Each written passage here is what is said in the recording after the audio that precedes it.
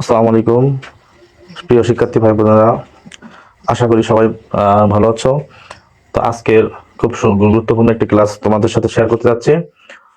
19তম শিক্ষক নিবন্ধন প্রত্যাশী ভাই বোনেরা যারা আছো, তাছাড়া এসএসসি এইচএসসি পরীক্ষার্থী যারা আছো, তাদের সবার জন্য আজকের বাংলা ব্যাকরণ থেকে সমাস বিষয়টা আমরা আলোচনা করতে যাচ্ছি। আমরা জানি সমাস 6 প্রকার। তো প্রথমে আসি আমরা সমাস কি জিনিস। সমাস সমাস বলছে, সমাস শব্দের অর্থ হলো সংক্ষেপ। সমাস শব্দের অর্থ সংক্ষেপ। আমরা সবাই ক্লাসটার সাথে সাথে রিপিট করবো একটু, যাতে আমাদের একেবারে মুখস্থ হয়ে যায়। পরবর্তীতে আর যেন এই নিয়ে কোনো মানে করা লাগে না, আর যেন কোনো আলোচনা না লাগে। আমি যে শব্দ কথাগুলোই বলবো এখান থেকে পরীক্ষায় মানে বারবার বিভিন্ন পরীক্ষায় প্রশ্ন আসে। প্রত্যেকটা শব্দ অর্থ বা প্রত্যেকটা টপিক কিন্তু খুবই গুরুত্বপূর্ণ। আমরা সাথে সাথে এই জিনিসটা মুখস্থ করে ফেলবো, সেভাবে আমরা একটু খেয়াল করি। সমাস শব্দের অর্থ হলো সংক্ষেপ। সমাস শব্দের অর্থ সংক্ষেপ বা সংক্ষেপণ। মিলন, বহু পদের এক পদীকরণ। বহু পদের এক পদীকরণ। তাহলে বুঝলাম সমাস শব্দের অর্থ হলো সংক্ষেপণ, তারপরে মিলন, বহু পদের এক পদীকরণ বা একাধিক পদের এক পদীকরণ। অনেকগুলো পদ থাকবে, এইগুলো আমরা একত্রিত করে সংক্ষিপ্ত ভাবে বলবো, সেটা হলো সমাস। ক্লিয়ার? তাহলে আমরা এখান থেকে একটা বলতে পারি যে স্কুল থেকে পালানো। স্কুল থেকে পালানো একটা শব্দ বলতে পারি। স্কুল থেকে পালানো শব্দকে আমরা বলতে পারি স্কুল পালানো, তাই না? দেখা যাচ্ছে আমি, তুমি ও সে বেড়াতে যাব, এই কথাটা না বলে আমরা কি বলতে পারি? আমরা বেড়াতে যাব।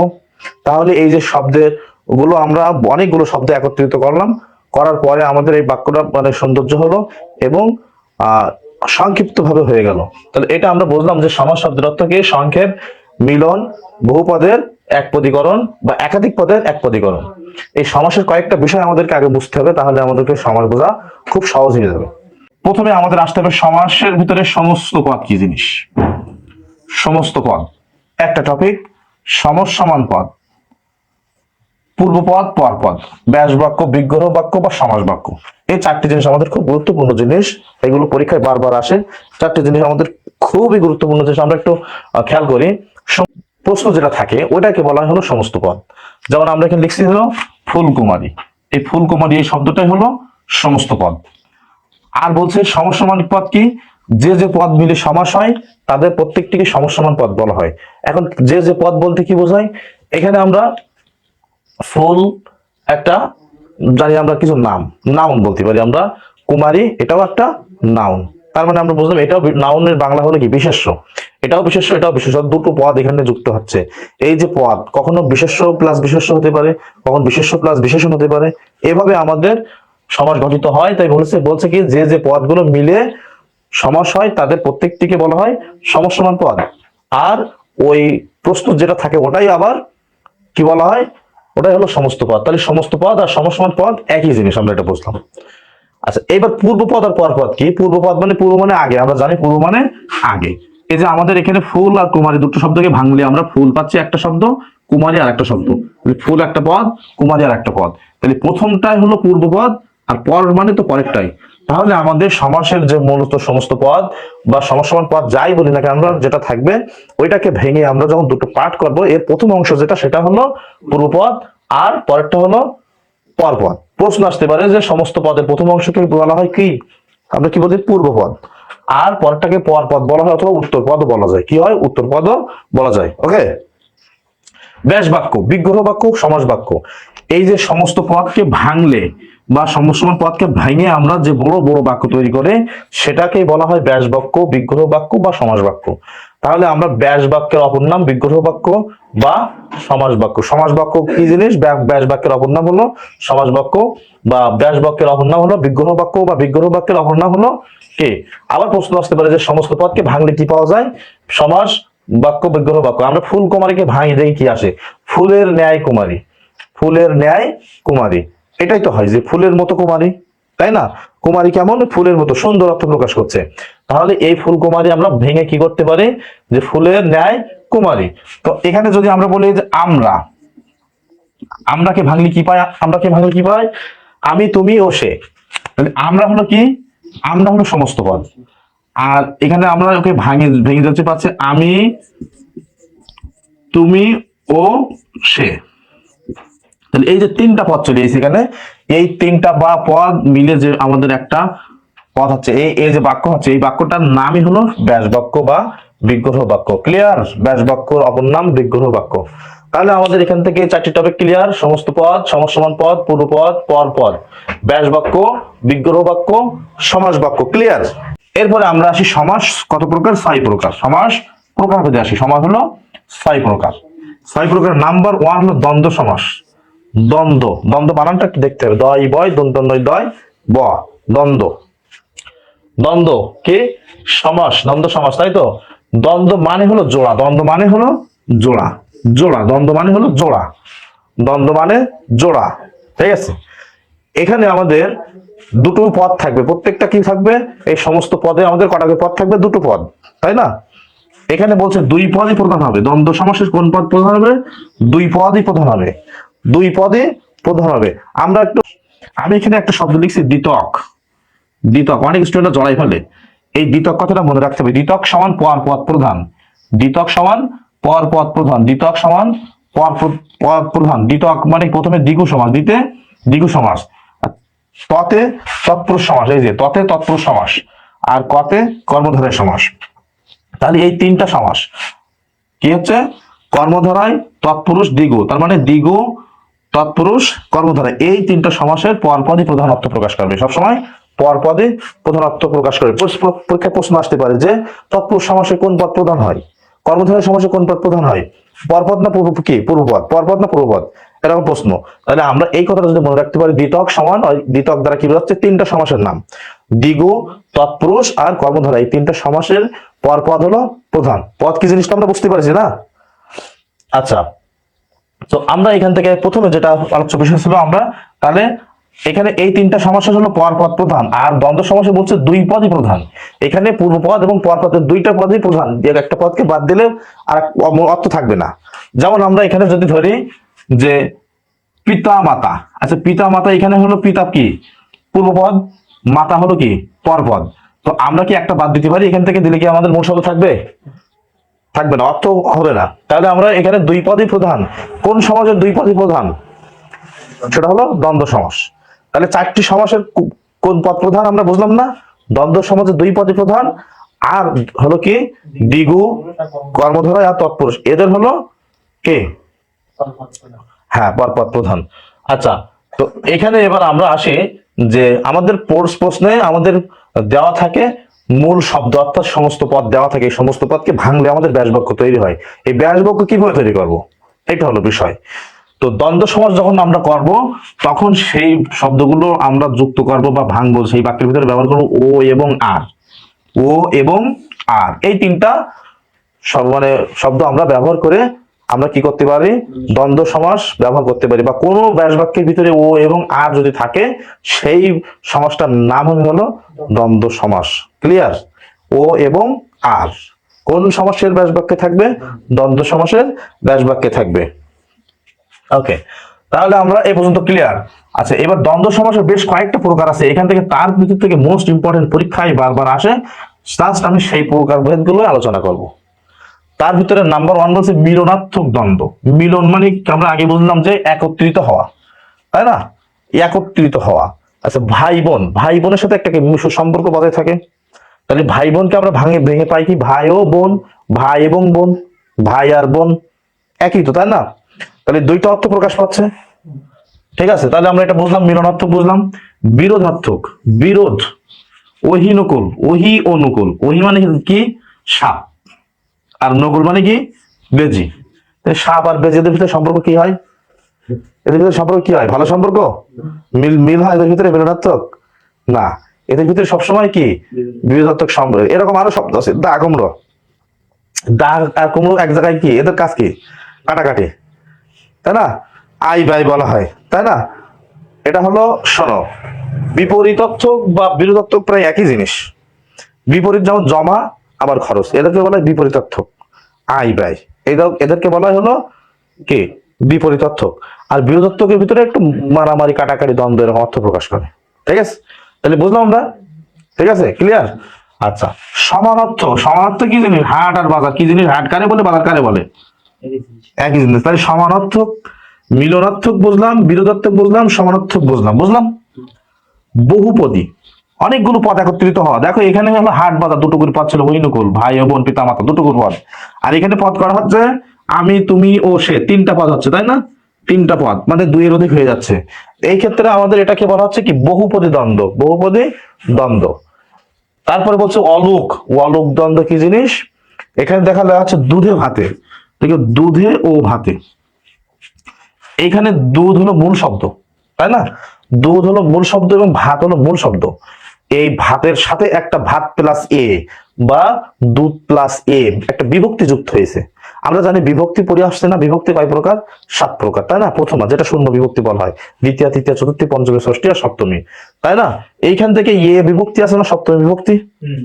তাহলে বিভক্তি যেখানে যুক্ত থাকবে, ওই বিভক্তি যদি আমাদের ব্যাস বাক্যেও পরিবর্তন না হয়, ব্যাস বাক্যে বিভক্তি থাকে, তখন সেটা অলুক বলা হয়, অলুক। এবার সেটা দ্বন্দ্ব সমাস থাকলে সেটা দ্বন্দ্বতে হতে পারে, বহুব্রীহি থাকলে বহুব্রীহি হতে পারে। তাহলে অলুক মানে মূলত বোঝায় যে যেখানে বিভক্তি বাদ যায় না, লোপ পায় না, সেটাকে বলা হয় হলো অলুক। ক্লিয়ার? তাহলে অলুক বলতে কি? বিভক্তি, তাহলে বিভক্তি যেখানে বাদ যাবে না সেটাকে বলা হবে কি? অলুক। ক্লিয়ার? তাহলে দ্বন্দ্ব সমাস নিয়ে কারো কোনো প্রশ্ন? দ্বন্দ্ব সমাস নিয়ে কারোর কোনো প্রশ্ন? দ্বন্দ্ব ক্লিয়ার? দ্বন্দ্ব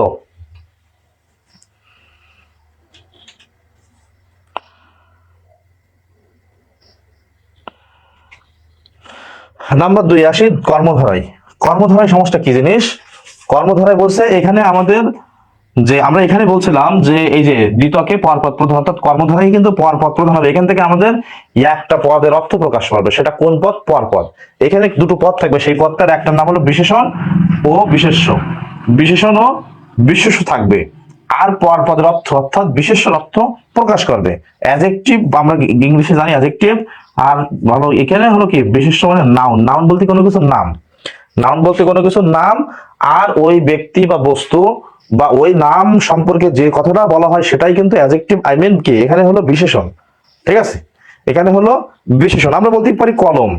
কলম কি? নাউন বা বিশেষ্য। বলি কালো কলম, তাহলে কালো কি হলো?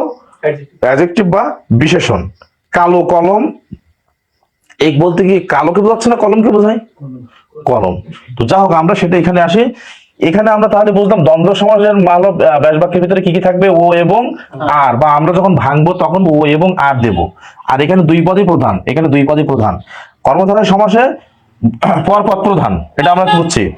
আর এখানে আমাদের থাকবে কি? বিশেষণ ও বিশেষ্য। এখানে ব্যাস বাক্যের ভিতরে ছিল ও এবং আর, আর এখানে ব্যাস বাক্যের ভিতরে থাকবে যেই সেই, যা এ, যেই সেই যা এ, যিনি তিনি, যেই সেই যা এ যিনি তিনি, যেই সেই যা এ যিনি তিনি, যে সে ন্যায় মতো, যে সে ন্যায় মতো, যে সে ন্যায় মতো। আমাদের বুঝতে গেছে না?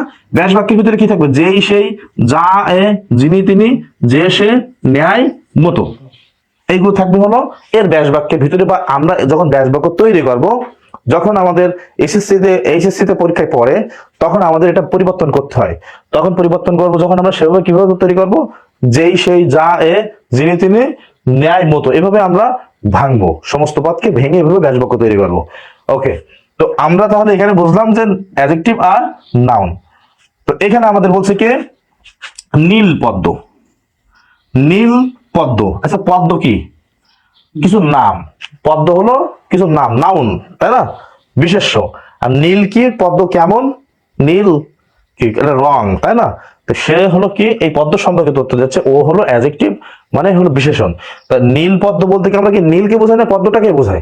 হ্যাঁ, তাহলে আমাদের পর পদের অর্থ এই যে নীল পদ্ম। একে আমরা যখন আমরা এগোই তখন কি হয়? নীল যে পদ্ম। একে আমরা যখন ভাঙবো তখন হবে কি? নীল যে পদ্ম, নীল যে পদ্ম। ঠিক আছে? ওকে, এরপরে আমরা আসি। এখানে আমাদের যেমন দ্বন্দ্ব সমাজের বেশ কিছু প্রকারভেদ ছিল গুরুত্বপূর্ণ, ঠিক কর্মধারয় সমাসের আমাদের বেশ কিছু গুরুত্বপূর্ণ প্রকারভেদ আছে। তার ভিতরে মধ্যপদলোপী কর্মধারায়, উপমান কর্মধারায়, উপমিত কর্মধারায়, রূপক কর্মধারায়। রূপক কর্মধারায়। তো মধ্যপদলোপী কি জিনিস? মাঝখানে কিছু পদ, মাঝখানে একটা বা দুটো পদ বাদ যাবে, লোপ পাওয়া মানে কি? বাদ যাওয়া, সেটাকে হলো মধ্যপদলোপী কর্মধারায় সমাস বলা হয়। যেমন বলা হয় চাল কুমড়া। চাল কুমড়া বলতে কি বুঝি আমরা? যে চালে ধরে যে কুমড়া, চালে ধরে যে কুমড়া। তো এখানে আমরা এই যে পাইছি কিন্তু এইখান থেকে এই যে যেই, তাই না? তাহলে চালে ধরে যে কুমড়া, এটা এখন ব্যাস বাক্যের ভিতরে আমরা পেয়ে গেছি। আবার এখানে বাদ গিয়েছিল ধরে এবং যে, এই দুটো পদ কিন্তু বাদ গিয়েছিল। বাদ যাওয়ার পরে আমাদের মূল শব্দ হলো চাল কুমড়া, তাই না? তাহলে মাঝখানের এই যে পদগুলো বাদ যাওয়ার কারণে আমাদের এটা হলো কি, নাম হলো কি মধ্য পদলোপী। মাঝখানের মধ্য মানে মাঝখানের পদগুলো বাদ গেছে, তাই কি বলা হচ্ছে মধ্য পদলোপী কর্মধারায়। কর্মধারায় কেন? এখানে চাল কুমড়া বলতে কি চালকে বোঝায় না কুমড়াকে বোঝায়? কুমড়া। তাহলে আমাদের এই যে পরপদ প্রধান মানে কি, নাউনের কাজ করবে, নাউনটার অর্থ প্রকাশ পাবে, পরেরটা না নাউন বা বিশেষ্য। এই ক্ষেত্রে আমাদের এটা হলো মধ্য পদলোপী কর্মধারায়। ক্লিয়ার? আচ্ছা, উপমান আর উপমিত মোস্ট একটা ক্রিটিক্যাল টপিক। এখানে ম্যাক্সিমাম স্টুডেন্টরা জড়াই ফেলে উপমান আর উপমিত কি জিনিস। এখানে আমাদের এটা জড়াই ফেলে, বিভিন্ন রকম উপমেয় হাবি জাবি নিয়ে আসে। সহজ ভাষা যেটা, এই যে মি, এটা আমরা মনে করো মিথ্যা বানান লিখবো, মিথ্যা মরিষি লাগা মিথ্যা। এই যে মিথ্যা, এখানে মরিষি, এখানে মরিষি আছে, তাই না? এখানে রশ্মি, এখানেও রশ্মি, এই যে মিথ্যা। তাহলে মিথ্যা সমান মৃত, এটা মনে রাখবো জাস্ট। মিথ্যা সমান মৃত, মিথ্যা সমান মৃত। তার মানে উপমিত যেটা হবে সেটা হলো মিথ্যা কথা হবে, আর যেটা সত্য কথা হবে সেটা হলো মান, উপমান। একটা মনে রাখলে আমাদের একটা আমাদের মনে থাকবে। এইবার আমরা জানি দুটো জিনিসের ভিতরে পার্থক্য করা বোঝাবে। এই পার্থক্য বা একটার সাথে আরেকটাকে কি বলা হবে, তুলনা করা হবে। সেই তুলনা বা কোনো কিছু যদি বোঝায়, সেটা ক্ষেত্রে আমাদের যদি সেটা সত্য কথা হয়, তাহলে সেটা হলো উপমান, আর মিথ্যা হলে উপমিত। তো এখানে হচ্ছে তুষার শুভ্র। তুষার শুভ্র কি জিনিস? আচ্ছা, আমরা বলি তুষারের, একে ভাঙলি হচ্ছে তুষারের ন্যায় শুভ্র বা তুষারের মতো শুভ্র। তুষারের ন্যায় শুভ্র বা তুষারের মতো শুভ্র, সেটা এবার তুষার কি জিনিস? তুষার মানে বরফ, আর শুভ্র মানে সাদা। তুষারের মতো সাদা। এখন বরফ কি সাদা? আমার প্রশ্ন কি, বরফ কি সাদা? বরফ নিশ্চয়ই সাদা। তাহলে এটা কি সত্য কথা? কাজলের কি কাজল কালো? কাজলের মতো কালো বা কাজলের ন্যায় কালো? কাজল কেমন হয়? কালো। তাহলে কাজল কালো, এটা কোন সমাস? কাজল কালো কোন সমাস? উপমান, উপমান কর্মধারায়। উপমান, উপমান কর্মধারায়, তাই না? এবার উপমিত আসো, চাঁদ মুখ। চাঁদ মুখ, চাঁদের ন্যায় মুখ। আচ্ছা, চাঁদ কেমন আর মুখ কেমন? আমাদের ঠিক দেখতে হবে, কাজল যেমন কালো সেরকম। এদের ভিতরে যেমন মিল ছিল, সত্য কথা ছিল। তারপরে বলছিলাম কি, যে তুষার শুভ্র, তুষার বরফ সাদা, এর ভিতরে মিল আছে, সত্য কথা একই রকম ভাবে বুঝলাম। এখানে কি, যে চাঁদ মুখ কি চাঁদ আর মুখ এরকম একই হয়? হয় নাকি? না, তাহলে এটা মিথ্যা কথা। এটা হবে কি তাহলে উপ কি উপমিত। এরপরে আসলে রূপক কর্মধারায়। রূপক কর্মধারায়, হ্যাঁ, এখানে বলছে কি মন মাঝি। যখন আমাদের কোনো বাক্যের ভিতরে রূপ থাকবে, হ্যাঁ, রূপ কথাটা থাকবে, তখন সেটা হলো কি রূপক কর্মধারায় হবে। মন মাঝি, তাই না? তাহলে মন মাঝি বলতে কি, এখানে আমরা মাঝিকে প্রকাশ করছি, তাই না? পর পদের অর্থ প্রকাশ পাবে না, তাহলে মাঝি। এখানে চাঁদের মতন মুখ, তাহলে চাঁদকে বোঝাচ্ছিল না ওই মানুষের মুখের আকৃতি দিচ্ছিলাম আমরা? মুখ মানে আমরা বলতে পারি যে ছেলেটা বা মেয়েটার মুখটা কি চাঁদের মতো সুন্দর। তাহলে এখানে কি ওই সেই মুখের কথাই আমরা বলতেছি, বাট চাঁদের কথা কিন্তু শুনছিল মুখের কথা, তাই না? মানে শেষ অংশ অর্থাৎ পরের অংশ অর্থ প্রকাশ পাবে। তাহলে এটা আমরা ক্লিয়ার যে তৎপুরুষ সমাস। তৎপুরুষের কোন পদ প্রধান হবে? পর পদ প্রধান। মানে আজকের আমাদের 4টি টপিকের ভিতরে 3টাই হলো পর পদ প্রধান। আমরা কিন্তু একটাও প্রথম পদ বা পূর্ব পদ প্রধান বলি না। আর একটা ছিল দ্বন্দ্ব, ওটা হলো 2টা পদ প্রধান। তৎপুরুষ সমাসে বলতেছে পূর্ব পদের বিভক্তি লোপ পায়। পূর্ব পদ অর্থাৎ প্রথম অংশে আমাদের বিভক্তি থাকবে, সেই বিভক্তিটা লোপ পাবে, লোপ বাদ যাবে, ঠিক আছে? সেটা হলো বাদ যাবে। বাদ যেই যে সমাস হয়, সেই সমাসটাকে বলা হয় হলো কি তৎপুরুষ সমাস। তার মানে আমাদের এক কথাই যে সমাসের বিভক্তি লোপ পায়, বিভক্তি বাদ যায়, সেটাকে বলা হয় হলো তৎপুরুষ সমাস। তাহলে বিভক্তি আমাদের মনে আছে তো 7 প্রকার। 7 প্রকার থেকে একটা প্রথমটা আমরা নেবো না, কারণ প্রথমটা তো কোনো বিভক্তি না। তাহলে বাকি 6 প্রকার, এই তাহলে এখানে কিন্তু এই 6 প্রকার তৎপুরুষ সমাস কি আছে? এই 6 প্রকারের তৎপুরুষ সমাস আছে। তাহলে আমরা দেখি এখানে সাহায্য প্রাপ্ত। আচ্ছা, সাহায্য প্রাপ্ত আমরা যদি ভাঙি তাহলে কি হতে পারে? সাহায্যকে প্রাপ্ত। সাহায্য প্রাপ্ত মানে কি? সাহায্যকে প্রাপ্ত। তবে এখান থেকে একটু, আচ্ছা, তাহলে আমাদের এখানে বলেছে পূর্ব পদের বিভক্তি লোপ পাবে। এই যে পূর্ব মানে কি আগেরটা, তাহলে এখানে আমার দুটো করে পদ না, এই যে আগে না, এই পাশে একটা পাশে একটা। এখানে সাহায্যের সাথে কি এই বিভক্তি যুক্ত হয়েছে না? কে কোন বিভক্তি? কে হলো দ্বিতীয় বিভক্তি, কে রে। তাহলে এখানে আমাদের এই সমাসটার নাম হলো দ্বিতীয় তৎপুরুষ। কি হবে? দ্বিতীয় তৎপুরুষ, কারণ দ্বিতীয় বিভক্তিটা এখানে বাদ গিয়েছিল আমাদের যে সাহায্য প্রাপ্ত। এখানে সেই কে বিভক্তিটা কিন্তু মূল শব্দে ছিল না, তাই না?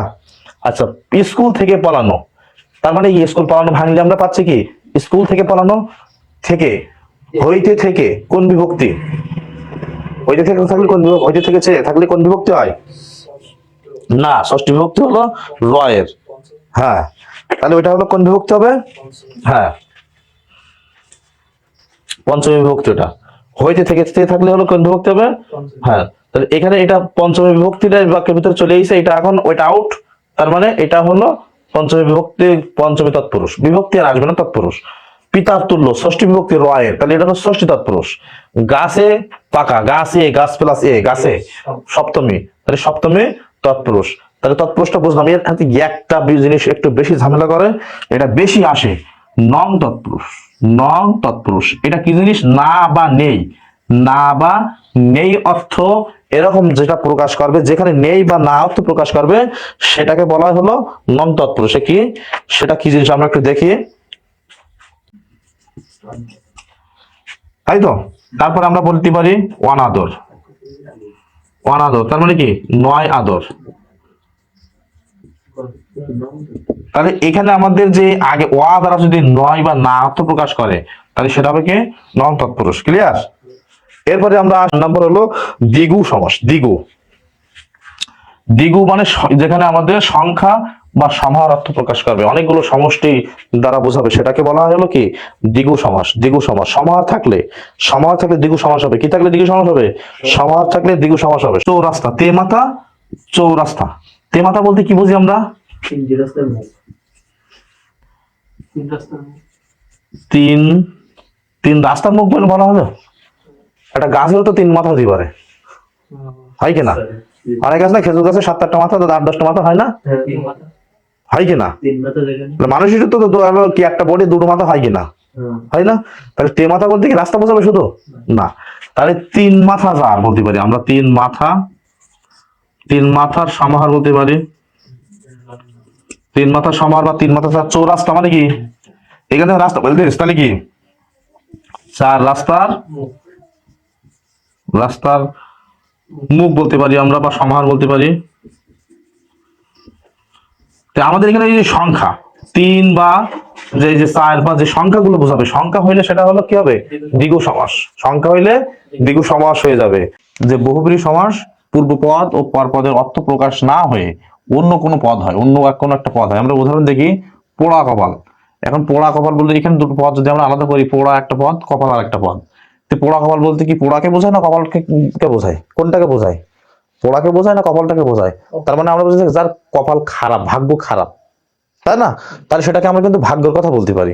তাহলে সরাসরি আমাদের কোনো কপালকে বোঝাচ্ছে না, কোনো পোড়াকেও বোঝাচ্ছে না, তাই না? তাহলে পোড়া কপাল যার, তাকেই তো পোড়া কপাল বলা হয়। তাহলে সে একজন ব্যক্তি হয়ে যাচ্ছে না এখানে? পোড়াও আসতেছে না, কি কপালও আসতেছে না। ঠিক পরে বলছে গায়ে হলুদ, তাহলে গাকে বোঝাচ্ছে না হলুদকে বোঝাচ্ছে? গাকে বোঝায় না হলুদকে বোঝায়? গায়ে হলুদ হয় যে অনুষ্ঠানে, তাহলে সেটা একটা অনুষ্ঠান, সেটা একটা অনুষ্ঠান। তাহলে আমরা বুঝলাম বহুব্রীহি সমাস কি জিনিস। এখানে পূর্ব পদ অর্থাৎ প্রথম পদ বা শেষ পদ, এটার কোনোটা অর্থ প্রকাশ পাবে না, অন্য আর একটা পদের অর্থ প্রকাশ পাবে, অন্য একটা পদের অর্থ প্রকাশ পাবে। সেটা হলো কি? বহুব্রীহি সমাস। এর ব্যাস বাক্যের ভিতরে কি কি থাকতে পারে? যার বা যাতে। ক্লিয়ার? তাহলে আমাদের মনে রাখতে হবে যে 5টা সমাসের ভিতর থেকে 3টা সমাস কিন্তু দ্বিতীয় পদ প্রধান ছিল, দ্বিতক, দ্বিগু, কর্মধারয়, তৎপুরুষ। আর দ্বন্দ্ব সমাসে কিন্তু 2 পদ প্রধান ছিল, ঠিক আছে? প্রথম নম্বর। আচ্ছা, তারপরে অব্যয়ী ভাব। অব্যয়ী ভাব সমাসটা বুঝতে গেলে আমাদের আগে অব্যয়টা বুঝতে হবে। তো আমরা এখান থেকে একটু অব্যয় দেখে আসি। ও এখানে বলছে কি, যে সমাসের সমসমান পদ দ্বয়ের পূর্ব পদ অব্যয় হয়ে অর্থের দিক থেকে প্রাধান্য লাভ করে, মানে পূর্ব পদটা অব্যয় হবে, হয়ে সেটার অর্থ প্রাধান্য পাবে, সেটাকে বলা হচ্ছে অব্যয়ী ভাব সমাস। তো এখান থেকে কিছু কিছু প্রশ্ন আছে, এগুলো আমাদের আলোচনা আমাদের গত ক্লাসে হয়েছে। ওই ক্লাসটা দেখার পরে এই ক্লাসটা যারা দেখবে তাদের জন্য মনে করি বিষয়টা ক্লিয়ার হয়ে যাবে। অব্যয় বলতে কি বলছে? নয়, ন ব্যয়। ওয়া বলতে কি আমরা বুঝি না সাধারণত, যে অমানুষ মানে কি? মানুষ না। তারপরে কি? অশুদ্ধ, শুদ্ধ অশুদ্ধ বলি না, তার মানে না, এক কথায় নয় ব্যয়, অর্থাৎ যার ব্যয় বা পরিবর্তন হয় না, সেটাকে আমাদের অব্যয় বলে হয়। এই অব্যয় কি জিনিস? যার সাথে কোনো বিভক্তি যুক্ত হয় না। আমরা বিভক্তি জানি 7 প্রকার বিভক্তি আছে না? প্রথম, দ্বিতীয়, তৃতীয়, চতুর্থ, পঞ্চম, ষষ্ঠী দ্বারা আমরা কারক করেছি, ওখান থেকে বিভক্তি দ্বারা পড়ছি। আচ্ছা, যার কোনো স্ত্রী পুরুষ হয় নেই, সেটা সেই শব্দগুলোকে বলা হলো কি? কি বলা হয়? অব্যয়, তাই না? দিন, দিন বলতে পারি আমরা। এর দিন কি বলতে কি নারী পুরুষ কিছু বোঝায়? এর সাথে কোনো বিভক্তি যুক্ত আছে? দিন তো মূলত একটাই শব্দ, তাই না? যদি বলা হয় আমার, তাহলে যে আমি প্লাস কি র, তাই তো এখানে বিভক্তি যুক্ত হতে পারে। তো এখানে আমাদের কি কি অব্যয়ীভাব সমাসের ব্যাস বাক্যের ভিতরে কি কি থাকবে? এখানে এই যে নৈকট্য সমীপে কিংবা অভাব, অভাব কিংবা অভাব পর্যন্ত সাদৃশ্য অতিক্রান্ত অতিক্রম পশ্চাৎ, এগুলো খুব ক্রিটিক্যাল, খুব ইম্পর্টেন্ট জিনিস। এগুলো আমরা একটু মনে রাখবো। আমাদের যেহেতু পরীক্ষায় এমসিকিউ দেবে, পরীক্ষা তো আমাদের লিখতে হবে না, চাকরি পরীক্ষায় আমাদের তো লেখা লাগতেছে না, এখানে আমাদের ব্যাস বাক্য থাকবে, সেটা বুঝতে হবে অপশন থেকে কোন সমাস, সেটা আমাদের আলোচনা করতে হবে। তো আমরা তাহলে একটু খেয়াল করবো, নৈকট্য সমীপে কিংবা অভাব পর্যন্ত সাদৃশ্য অতিক্রান্ত অতিক্রম পশ্চাৎ, এই শব্দগুলো যখন থাকবে তখন আমাদের সেটা কি হবে, কি হবে, সেটা অব্যয়ীভাব সমাস হবে। যেমন আমরণ, আমরণ বলতে আমরা কি বুঝি? মৃত্যু পর্যন্ত। এই যে পর্যন্ত, এখানে পর্যন্ত আছে না, কই যে পর্যন্ত, এই যে পর্যন্ত আছে, তাহলে এখান থেকে আমরা একটা বুঝলাম, আচ্ছা মৃত্যু একটা সময় বোঝাচ্ছে না। এখানে কোনো বিভক্তি যুক্ত আছে? মৃত্যুটা তো মূল শব্দ আছে না, নারী পুরুষ নেই কিন্তু ওটা আছে। উপজেলা, উপজেলা বলতে কি জেলার সাদৃশ, জেলা সাদৃশ, জেলা না জেলার সাদৃশ, তাই না? আচ্ছা তাহলে এখানে কি বলছে, এই যে সাদৃশ কথাটা আমাদের এর ভিতরে আছে, তাই না? আপাদমস্তক মানে পা হতে মাথা পর্যন্ত, তো পর্যন্ত কথাটা আমাদের এখানে আছে, তাহলে আমরা পা কে কোনো বিভক্তি আছে, মাথা কি কোনো বিভক্তি আছে? এটা এটা নিজেরাই এক একটা হলো নাম, ঠিক আছে? তো বুঝলাম আমরা তাহলে এখান থেকে অব্যয় কি জিনিস বুঝলাম, আর অব্যয়ীভাব সমাস বুঝলাম। আর যদি এখান থেকে আরো কোনো প্রশ্ন থাকে, সেই প্রশ্নটা আমরা গত ক্লাসে একটু একটু যদি আবার রিভিউ করি, সেখান থেকে বুঝতে পারবো। তো এই আমাদের 6 প্রকার সমাস হয়ে গেল। আধুনিক যে বই দিছিল বিগত সরকার, যে নতুন সংস্কার বই দিয়েছিল, এই বই থেকে সমাসের অনেকগুলো প্রকার বাদ দিয়ে দিয়েছে। তো যা হোক, আমরা এখান থেকে যেটা দেখছি, এই প্রকার ছাড়াও আরো কিছু সমাস আমাদের পরীক্ষায় আসে, দেখা যায় অপশনে থাকে, কিন্তু এগুলো বুঝি না। সেখান থেকে দুটো গুরুত্বপূর্ণ সমাসের নাম দেওয়া হলো প্রাদি সমাস আর নিত্য সমাস। এই 6 প্রকারের বাইরে এগুলো সরাসরি নামকরণ করা হয়, প্রাদি সমাস আর নিত্য সমাস, প্রাদি সমাস আর নিত্য সমাস। তো আমাদের এখানে প্রাদি সমাসটা কি জিনিস? প্রপতি, খেয়াল করি আমরা, প্রপতি অনু প্রভৃতি অব্যয়ের সাথে যদি কোনো কৃত প্রত্যয় সাধিত হয়, কৃত প্রত্যয় মানে ক্রিয়া, কৃত পরে ক্রিয়া, এটা আমরা পরবর্তী ক্লাসে, আমাদের বাংলা দ্বিতীয় পত্রের পরবর্তী ক্লাসে আমরা প্রকৃতি প্রত্যয় ক্লাস করব। সেটা একটু বড় অধ্যায়, তারপরেও অনেকের নিয়মকানুন গুলো খুব মানে কঠিন মনে হয়, কিন্তু আমি চেষ্টা করবো একটু সহজভাবে বোঝানোর জন্য। ওইখান থেকে প্রকৃতি প্রত্যয় ক্লাস যখন আমরা করবো, তখন আশা করি এই জিনিসটা ক্লিয়ার হয়ে যাবে। কৃত বলতে আমরা ক্রিয়া বুঝি, কাজ বুঝি, হ্যাঁ, যার দ্বারা কোনো কাজ করা বোঝায়, ঠিক আছে? তো যা হোক, যেখানে যদি কৃত প্রত্যয় সাধিত বিশেষ্যের সমাস হয়, বিশেষ্য মানে আমরা জানি কোনো কিছুর নাম, বিশেষ্য বলতে কোনো কিছুর নামকে বিশেষ্য বলা হয়, তাহলে বিশেষ্য যদি যুক্ত থাকে, তাহলে আমাদের সেটা কি সমাস হতে পারে? প্রাদি সমাস। তাহলে প্রাদি সমাস বলতে প্রপতি কি কি যুক্ত থাকবে? প্রপতি অনুপ্রভৃতি, এগুলো শব্দগুলো যুক্ত থাকবে সেই অব্যয়ের সাথে। এই অব্যয়ের সাথে যদি কৃত প্রত্যয় সাধিত কোনো বিশেষ্য, অর্থাৎ ক্রিয়া সংঘটিত হয়, ক্রিয়ার সাথে যে প্রত্যয় যুক্ত হবে, ঠিক আছে? প্রত্যয় হলো ওই ক্লাসটা আমরা পরে করবো, ওটা বিশাল বড় একটা অধ্যায়, ওটা এখন আলোচনা করলে কিন্তু ক্লাসটা বড় হয়ে যাবে। তো এখানে দেখি যে প্রবচন, প্রবচন আমরা পড়েছি না, প্রবাদ প্রবচন, পরো যে বচন, পরো যে বচন, তাহলে আমরা তো এখান থেকে পাচ্ছি যে এটা হলো প্রাদি সমাস। এখানে বিশেষ্য বিশেষণ, এই সরি, এখানে আমাদের যে দ্বন্দ্ব তৎপুরুষ বহুব্রীহি, এই সমাসগুলো কিন্তু নামকরণ হবে না, এইগুলো নামকরণ হবে না, সরাসরি হবে কি প্রাদি সমাস। প্রভাত, প্রো যে ভাত, প্রভাত, তাই না? তাহলে এটাও কি, এটা হলো কি প্রাদি সমাস। নিত্য সমাস বলতে কি বোঝাচ্ছে? যে সমাসের সমসমান পদ, সমসমান পদ মানে যে যে পদের সমাস হয়, ঠিক আছে? দুটো করে পদ থাকে না, ওই দুটো পদ, যে পূর্বপদ এবং পরপদ, তাকে বলছে সমসমান পদ। পদগুলো নিত্য সমাসবদ্ধ হয়, তার মানে এরা হলো, এদের কোনো বিভক্তি লাগবে না, হ্যাঁ, এবং ব্যাস বাক্যের দরকার হয় না, তাদের আর ব্যাস বাক্যের দরকার না, তারা এমনিতে সবসময় সমাসই থাকে, তাদেরকে বলা হচ্ছে কি নিত্য সমাস। যেমন গ্রামান্তর, গ্রামান্তর বলতে আমরা কি বুঝি? অন্য গ্রাম, দেশ হতে দেশ, দেশান্তর এরকম বলি, মানে দেশ, এক দেশ থেকে আর এক দেশ, অন্য দেশ। তো এই যে দেশান্তর বা অন্য, এইরকম যখন কোনো কিছু থাকে, অন্য কথাটা বিশেষ করে আমরা এটা মাথায় রাখবো, ঠিক আছে? যদি হয় তখন আমরা কি করব, সেটাকে বলবো হলো কি নিত্য সমাস, নিত্য সমাস, ঠিক আছে? এটা হলো কি বসবো? নিত্য সমাস, মনে থাকবে।